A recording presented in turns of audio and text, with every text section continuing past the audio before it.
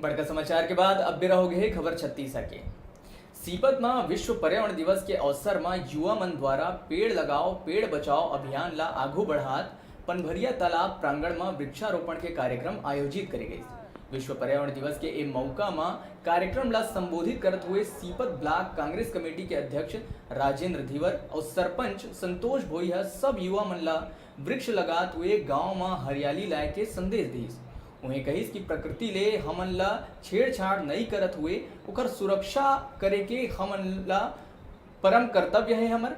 एकर बर हम सब ला मिल के आगे आना चाहिए। वृक्ष धरती के श्रृंगार और हमार जीवन के आधार है।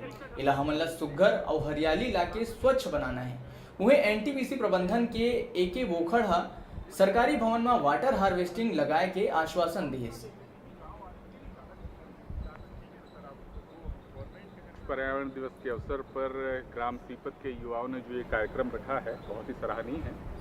तो इसमें जो वृक्षारोपण हुआ है आज और युवाओं का जो इन्वॉल्वमेंट है इसके लिए ग्राम सीपत के युवा बधाई के पात्र हैं। इस तरह के ग्राम विकास के कार्यक्रम और ग्रामीण सीपत के युवा करते रहेंगे, ये ऐसी मैं आशा है। वृक्षारोपण का कार्यक्रम वृक्षारोपण किए हैं, इसके लिए सलाह लेने हैं जी, बधाई के पात्र हैं। हमारे पास टीम रहेगा और हम आगे निवेश भी करेंगे, ऐसा नहीं है बस जो बीच में आपको कार्यक्रम की जानकारी देंगे और ऐसा कुछ उसका इन कुछ लोग लगेगा वो करिएगा वैसे ही करेंगे।